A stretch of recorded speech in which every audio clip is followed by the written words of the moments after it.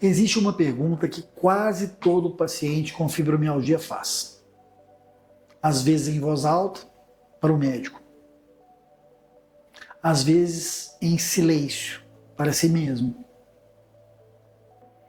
No meio de uma noite difícil, depois de uma crise que parecia que não ia passar nunca. A pergunta é: vou viver assim para sempre? É a resposta que a maioria recebe dos profissionais é vaga. Depende, cada caso é um caso, é uma condição crônica. Respostas que não respondem nada, infelizmente. Fica até o final, porque hoje eu vou responder a essa pergunta com dados reais que os estudos científicos mostram. Claro, sem um otimismo vazio e sem um pessimismo desnecessário, com o máximo de honestidade possível. Sou o Dr. Carlos Gropen, médico fisiatra, especialista em dor. Esse é o 6º vídeo da série Mitos e Realidade da Fibromialgia. Hoje vamos falar sobre prognóstico. O que os estudos de longo prazo mostram sobre a fibromialgia e como ela evolui com o passar dos anos. Quem melhora, quem não melhora e o que faz a diferença. Ao final desse vídeo, você vai entender 4 coisas basicamente. O que o mito de fibromialgia é para sempre esconde e o que os números reais dos estudos mostram sobre a evolução. Quais fatores estão associados à melhora e quais estão associados à piora e o que significa melhora quando se fala em fibromialgia. Vamos começar destruindo o mito. Existe uma crença muito difundida sobre fibromialgia, a de que é uma condição permanente e imutável, que uma vez diagnosticada, a pessoa vai viver com a mesma intensidade de sintomas pelo resto de sua vida. Essa crença causa dano real, porque quando você acredita que nada vai mudar, nada vai dar certo, você para de tentar mudar, para de tentar tratamentos, para de tentar mudar a sua vida. Para de buscar qualquer forma terapêutica. Para de aderir a estratégias que funcionam. Para de investir na própria saúde. Desanima. E aí, a profecia é autorrealizável, ela se cumpre. Não porque a fibromialgia fosse mesmo imutável, mas porque a crença na imutabilidade impediu uma mudança. E de onde vem essa crença, gente? De 2 fontes principais, basicamente. A primeira é a experiência clínica com casos graves.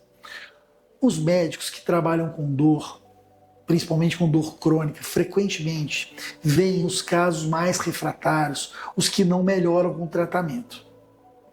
E constroem uma impressão de que a doença é sempre assim. Mas isso é o chamado viés de seleção.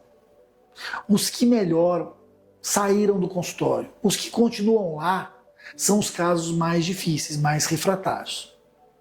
A segunda fonte é a falta de acesso à literatura de longo prazo. Estudos que acompanham pacientes por 5, 10, 15, 20 anos mostram um quadro muito diferente do que a experiência clínica fragmentada de um consultório de dor crônica. Vamos ver o que esses estudos dizem. Vou apresentar os dados dos principais estudos de longo prazo que eu coletei sobre fibromialgia para explicar para vocês. Quero que você ouça esses números com cuidado, porque eles contam uma história diferente da que provavelmente você já ouviu. Um dos estudos mais citados na literatura acompanhou pacientes com fibromialgia por 10 anos. O resultado: cerca de 50% dos pacientes relatam melhora significativa dos sintomas ao longo desse período. Melhora significativa não significa desaparecimento total dos sintomas, mas melhora que impactou positivamente na qualidade de vida. Outro estudo, com segmento de 15 anos, encontrou aproximadamente 1/3 dos pacientes não preenchiam mais os critérios diagnósticos para fibromialgia. Ao final do acompanhamento, eles estavam bem melhores e sem diagnóstico formal. 1/3.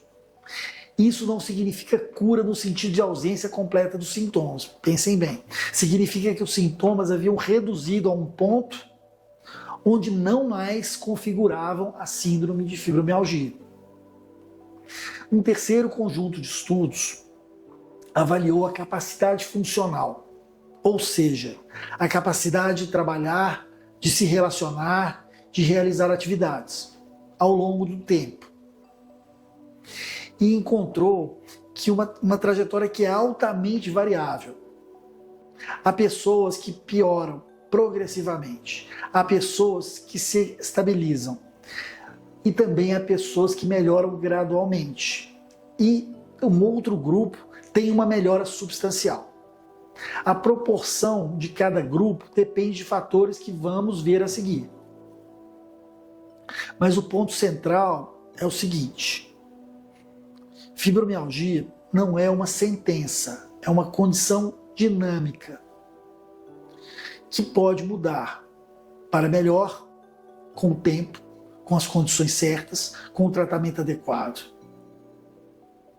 Se esse vídeo está te trazendo uma esperança real, não falsa, deixa o like agora. Isso me ajuda a chegar em mais pessoas que precisam dessas respostas.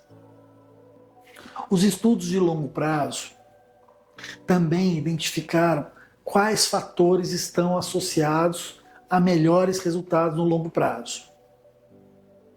E vou ser honesto, alguns desses fatores estão fora do controle dos pacientes. Mas muitos estão dentro, são possíveis de ser controlados. Fatores associados a pior prognóstico. Diagnóstico tardio. Quanto mais tempo leva para o diagnóstico correto chegar, mais o sistema nervoso se consolida num estado de sensibilização. E é mais difícil essa recalibração. Comorbidades não tratadas. Depressão, ansiedade, distúrbios de sono e síndrome de intestino irritável, por exemplo. São condições que frequentemente coexistem com a fibromialgia. Quando não tratadas, alimentam o ciclo de sensibilização central e prejudicam a resposta ao tratamento. Catastrofização. Estudos consistentes mostram que a tendência a catastrofizar, a imaginar o pior cenário possível, a focar no pior aspecto da dor, é um dos preditores mais fortes de pior prognóstico. Não porque a pessoa seja fraca, mas porque a catastrofização amplifica a sensibilização central.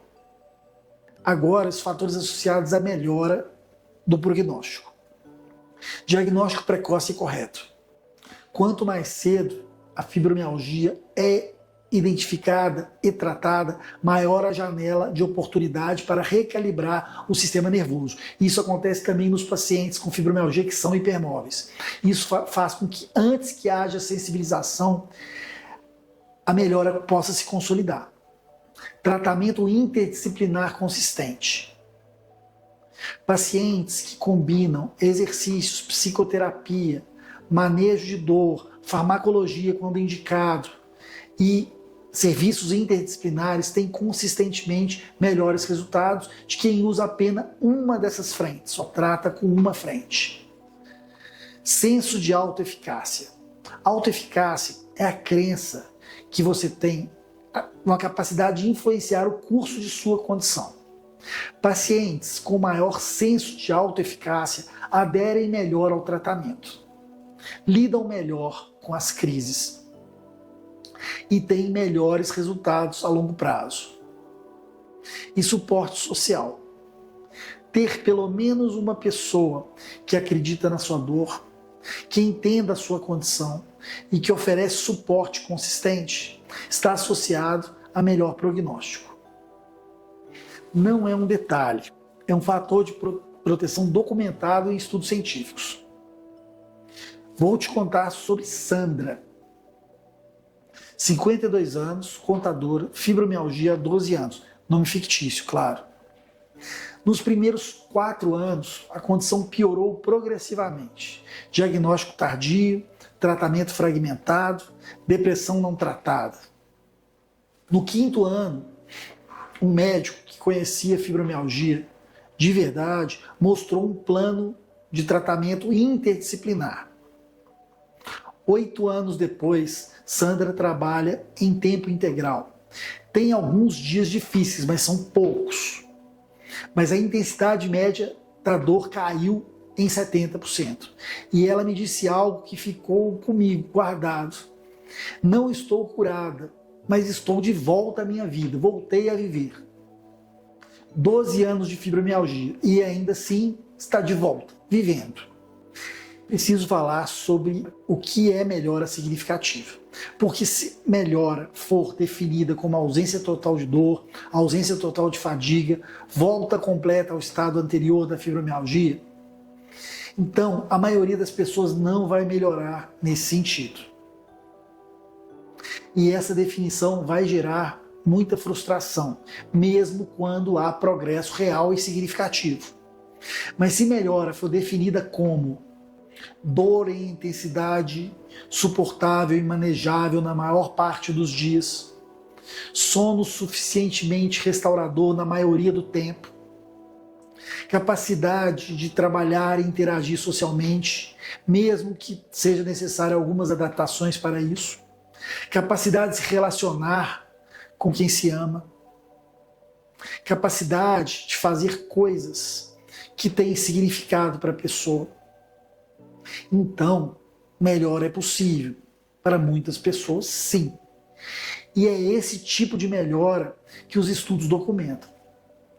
Existe ainda um outro conceito importante aqui: a diferença entre remissão e cura. Remissão significa que os sintomas se reduziram a ponto de não impactar significativamente na qualidade de vida. Não significa que a sensibilização desapareceu. Significa que está controlada o suficiente para não dominar a vida. Remissão pode ser sustentada por anos e anos, com as estratégias certas, com atenção contínua. E remissão, para quem está no pior momento da fibromialgia, parece o paraíso. Os pacientes falam isso. Me conta aí nos comentários. Você já sentiu uma melhora em algum período da sua fibromialgia? O que estava diferente nesse momento? Quero entender o que faz diferença real na sua vida. Então, o que aprendemos hoje nesse episódio da série? Primeiro, o mito de que a fibromialgia é permanente e imutável. Vem de um viés de seleção clínica e da falta de acesso à literatura de longo prazo. E causa dano real, porque impede a busca por melhora. Segundo, os estudos de longo prazo mostram que cerca de metade dos pacientes relata melhora. Melhora significativa em 10 anos. E aproximadamente 1/3 não preenche mais critérios diagnósticos em 15 anos. Fibromialgia é uma condição dinâmica, não é uma sentença. Terceiro, diagnóstico tardio, comorbidades não tratadas, catastrofização e inatividade são associados ao pior prognóstico. Fuja deles. Diagnóstico precoce, tratamento interdisciplinar com vários profissionais de saúde, autoeficácia e suporte social estão associados a melhor prognóstico. Muito disso está ao alcance de cada um. Quarto, melhora não precisa significar cura total. Dor manejável, sono suficiente, vida que vale a pena. Isso é melhora, isso é remissão e isso é possível. No próximo vídeo vamos falar sobre um aspecto da fibromialgia que quase ninguém discute: a fibromialgia em homens. Por que é invisível? O que a ciência mostra? E o que isso custa? Não perca. Deixe seu like se esse vídeo trouxe alguma esperança para você. Não uma esperança vaga de tudo vai ficar bem, esperança baseada em dados, que é a única que importa. Se inscreve, compartilha e te vejo no próximo vídeo. Obrigado. Esse vídeo tem fins exclusivamente educativos e não substitui avaliação ou tratamento médico individualizados.